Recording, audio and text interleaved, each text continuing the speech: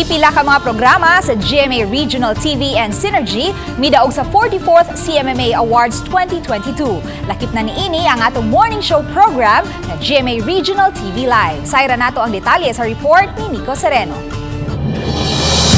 Mihakot og award ang nagkalain-laing programa sa Kapuso Network sa 44th Catholic Mass Media Awards nga gipahigayon sa Manila Grand Opera Hotel sa Dakbayan sa Manila. Apil sa nahatagan og pasidungog ang GMA Regional TV Live, Limitless, a musical trilogy ug ang coverage sa GMA sa National Collegiate Athletic Association o NCAA Season 97. For its highly commendable effort, a special citation is given to GMA Regional TV Live. Gihatagan og citation ang GMA Regional TV Live isip Best Public Service Program. Ang morning program sa GMA Central and Eastern Visayas gilusad ni atong April 20, 2020 taliwa sa COVID-19 pandemic sa Cebu City. Of course, we feel very much honored to have been given this recognition. It just proved that all our hard work paid off, and this is a day to remember when we accepted this challenge.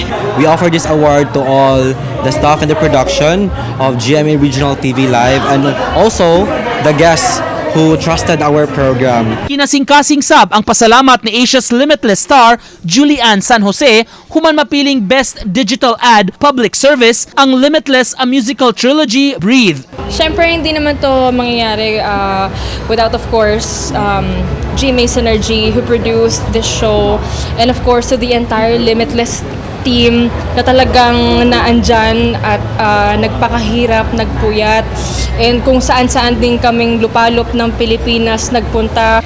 Usa si Julian sa guest performers sa CMMA Awards presentation. Nakuha sab sa GMA Synergies Stronger Together, Buo ang Puso, NCAA Season 97 ang pasidungog isip Best Children and Youth Program. Isang karangalan kasi syempre ito yung unang season natin sa GMA na may live games na yung NCAA.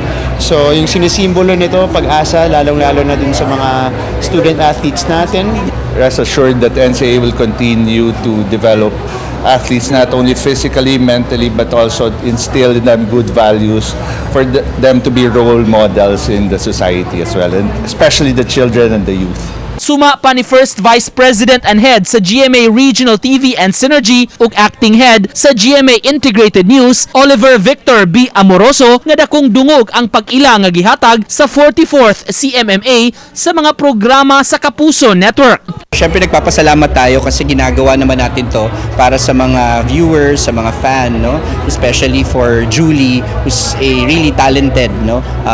Multi-instrumentalist, no? Bihira tayo makakita ng katulad niya, and we're very happy that lahat ng hard work ng buong team, no? Not only ng regional, ng Synergy, but the entire GMA ay nare-recognize, no? And for the NCAA naman, to be given this award, it also shows that there's a big chunk, no, of followers who's really into sports, na bigyan natin ng halaga yung mga atleta, lalo na ang mga kabataan.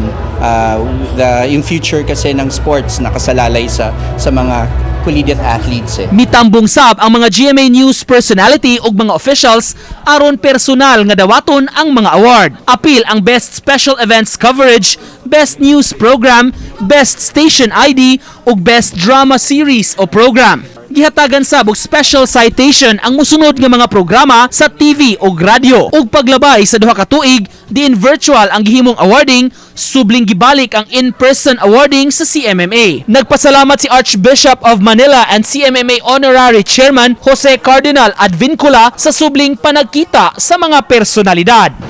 As media practitioners, I challenge all of you to use whatever platform or influence you have to put these aspirations into reality, one day at a time, one message at a time. Nico Sereno, Balitang Bisdak.